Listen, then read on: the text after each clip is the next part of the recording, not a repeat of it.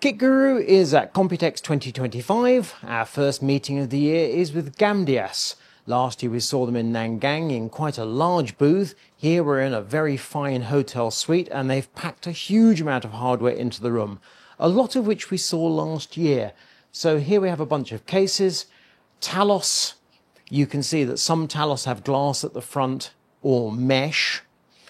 We move around briefly and look down the range of Atlas. The first Atlas cases there are familiar. The number is significant. So if we go back to the white fella, for example, we can see Atlas M1, 1 being first generation. You can see the glass is a 90-degree corner.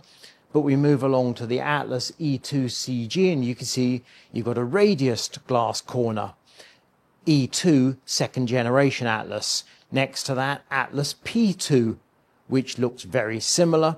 You move along the line and you've got Atlas M3, so third gen. But now we've reverted 90-degree glass, micro ATX. So the name Atlas doesn't really give us a lot of clue what the case is all about. We like the look of the Atlas M3M. This is a case that they think is going to do rather well. But even more exciting is the brand new Atlas M4. This is a 4th gen case. It comes with 4 RGB fans, the 3 in the bottom, the 1 in the floor. Let me pull off the panel, see if I can break something. Hooray, hooray, nothing broken. So 4 RGB fans included. Slightly confusingly, many of these cases are fully populated, so the RGB is not what you get with the case. And the power supply, you can see it's in a housing that bulges into the main interior. It's perforated, but the air intake for the power supply is around here. Just walk around the front, Rosie.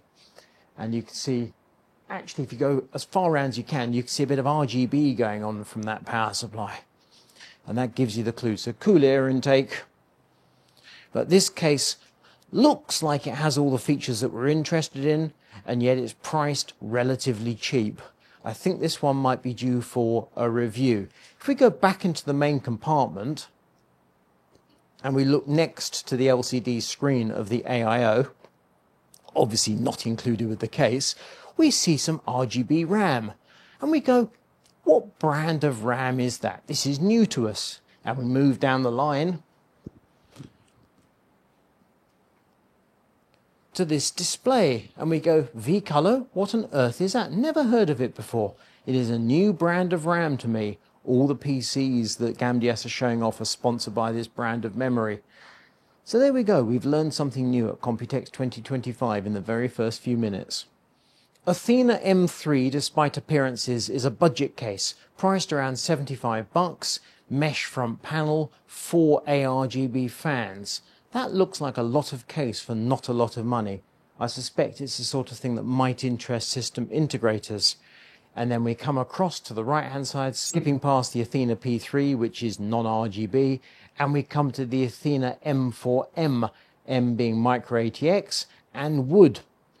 Real wood on the front panels. They don't say what kind of wood, but it's dark wood. Supplied with 3 all-black fans, priced around $85. Price is still TBA. Moving on to air coolers. They're all called Boreas, but they're all quite different. Some are twin tower, some are single tower, some have 4 heat pipes, some have 6 heat pipes. The numbering is actually the clue here. M1620. 6 is 6 heat pipes, 2 is twin tower. And then if we go back to the left, Rosie, the P2 62D, for example, D for digital display.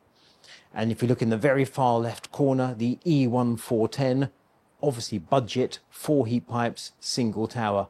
So it's fair to say prices vary hugely. We move past keyboard combo sets. So here we have the 2-in-1 combo E6 Elite mouse and keyboard. In front of that, the Poseidon E2 3-in-1 mouse, keyboard and headset. And then we have some keyboards which we have keen interest to Matt, featuring magnetic switches in the Hermes M90 in particular. I like the look of this. This design here, 65% by eye. Much smaller, much more compact. And off the top of my head, I cannot recall whether Matt prefers the 90% or 65%. No doubt he'll correct me at some point in the near future. Power supplies. These Helios power supplies over here are familiar. But on the left-hand side, the Thor P1200 GF, that's new. It's got a magnetic cover over the fan, which is why you can see the fan. And this is a feature that we saw earlier this year. But we saw it at Lian Li at CES. And I thought from memory it was patented. So don't know what's going on there. But I like the feature. The idea you can connect on one side or the other. Novel. Good to see.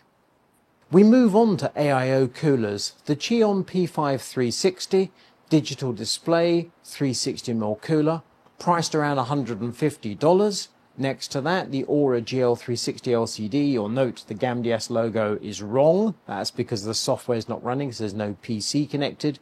You can rotate it in software. And we have the Cheon E4 360. That's more compact, more budget, priced around $99. So plenty of cooling for your bucks.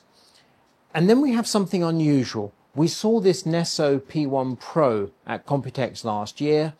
Relatively expensive at $189. Comes with 3 RGB fans. These 3 here. Does not come with the other identical fan in the back of the case. Rather expensive for what you get, albeit different. Next to the Pro we have the Elite. Elite is more, right? Wrong! It's $150. It's cheaper, yet you get 4 fans, the 3 at the front and the 1 at the rear. The other 3 fans are on the AIO. So even though you get more fans of apparently a slightly cheaper design, it costs you less, $150 for the Elite. Slightly confusing naming, but an interesting looking product. And we're signing off next to the GAMDS Atlas M4, a case that I think is due a review in the near future. This is Kit Guru with GAMDS at Computex 2025. We're on TikTok, and check us out at kitguru.net.